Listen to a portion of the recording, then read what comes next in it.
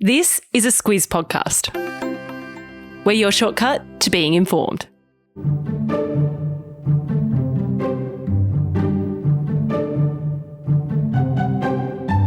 A new Chinese artificial intelligence app sent the tech world into a spin this week when investors realised a competitor to ChatGPT had been produced at a fraction of the cost.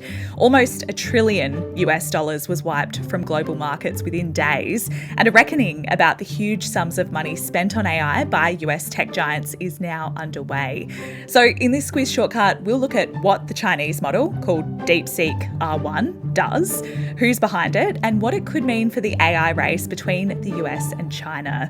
Squiz Shortcuts is the backstory to the big news stories. I'm Alice Dempster. And I'm Andrew Williams. Andrew, there's a new AI chatbot in town. It's made by a company called DeepSeek, which until a couple of days ago wasn't a very big name, even within tech circles. But that all changed pretty quickly as millions of people started downloading its version of an AI chatbot called DeepSeek R1. Yeah, even the tech writers that I follow, and I follow quite a few of them, have described this as coming from nowhere with this chatbot that's been developed much more cheaply than other more well-known models that people might have heard of, like OpenAI's ChatGPT-4, Google's Gemini, and Meta's Llama.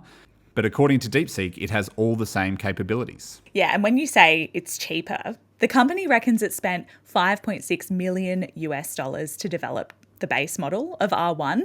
So when you compare that to the hundreds of millions of dollars invested by the other big tech firms into their models, it is much cheaper. And aside from that, it's proving to be popular because it's also free to download. Very, very popular. It shot to the top of app stores around the world, and by Tuesday, its downloads had reached 3 million. And just to quickly explain, when we're talking about an AI assistant, we mean it's an app that uses online text and images to generate new material. So it's helpful for a lot of people in quickly summarizing big passages of text and also crafting emails and reports or writing based on questions and prompts. But these are pretty much the same things as what ChatGPT does. So it's shaping up as a major competitor to that market leader. Yeah, so that sudden surge in interest has had an impact on tech stocks that's been called catastrophic. Some industry leaders said that the Chinese app is the biggest value destructor in history. And Andrew, while tech stocks fell across the board, including on the ASX here in Australia, one company was hit particularly hard. Yes, that was the US-based company NVIDIA, which makes computer chips specifically for use in AI. It had nearly $600 billion US wiped from its bottom line on Monday when investors offloaded the stock en masse. That amount broke its own record for the biggest loss on the US stock exchange in one day after some memorable ups and downs last year.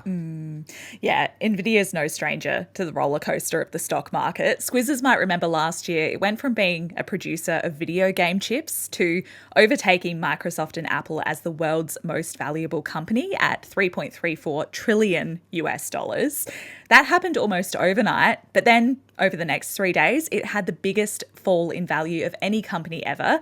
It lost $646 billion. And these sorts of numbers can be hard to grasp. They feel almost unreal to some of us. But NVIDIA is still considered a tech powerhouse, even with this volatility, because of those advanced computer chips that it produces. So, in fact, some of its chips with simpler designs were used by DeepSeek to make their R1 chatbot. Just a whole lot less of them than it usually takes. It usually takes 16,000 chips to make a chatbot, such as ChatGPT. DeepSeek says they've done it using only 2,000 chips. But far from being intimidated by the Chinese interloper, NVIDIA said R1 was an excellent AI advancement, and to meet with demand, DeepSeek would need more of its chips in future. Yeah, so they're keeping positive, and potentially for good reason. Experts say that demand for chips could see NVIDIA's value bounce back, which we're already starting to see. And the other important piece of all of this is NVIDIA's value also had a lot to do with its key role in the US AI tech.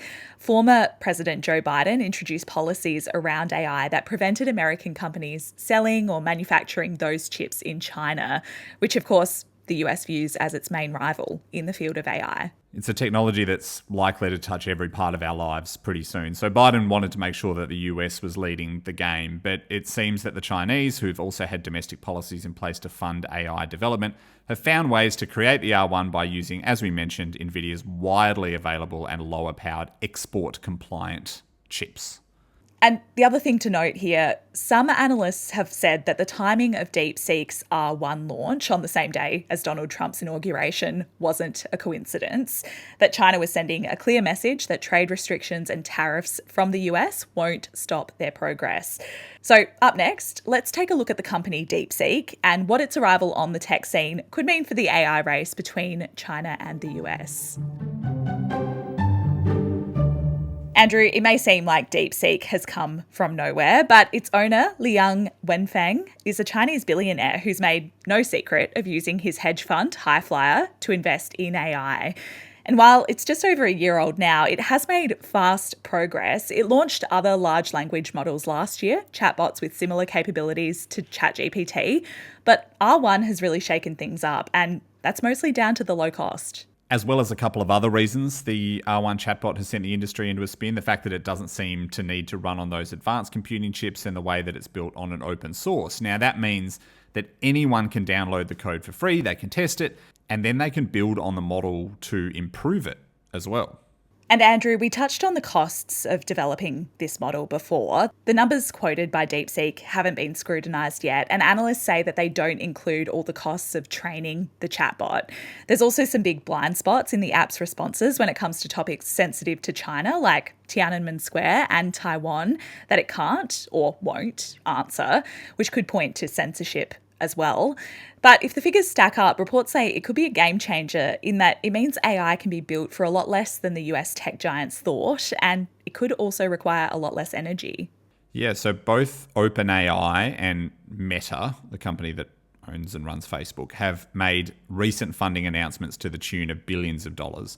They've even bought nuclear power companies to help run their AI models, which they say are power hungry and they need a lot of electricity. And this also comes less than a week after the new US President Donald Trump announced his $500 billion US Stargate partnership with OpenAI, Oracle, SoftBank, and some other tech companies as well, to fund AI development and build huge data storage centers across the United States.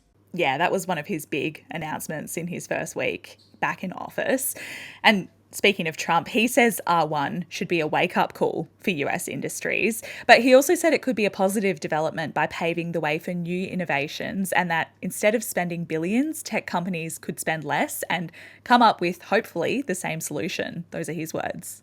And until then, there's some talk that Trump might extend the US government's export bans to include even simpler computer chips to obstruct China's production. In terms of Australia, any Aussie users downloading the app are being urged to be aware of privacy and data security concerns associated with Chinese-owned tech. Yeah, the same concerns our government and cybersecurity experts have flagged about TikTok and Huawei have been raised. They're the allegations that the firms are linked to the Chinese state and could lead to people's information being harvested. And that's our shortcut to DeepSeek. Now onto our recommendations.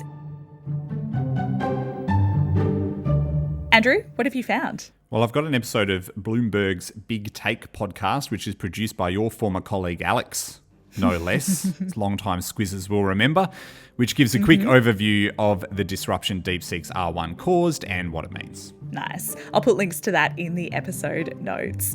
Thank you for listening, and remember to share this episode with your mates who want to hear the backstory to the big news stories. And don't forget, if you have an idea for a future Squiz Shortcut, we'd love to hear it, and we'd love to hear from you. Just flick it through to hello@thesquiz.com.au. Until next time.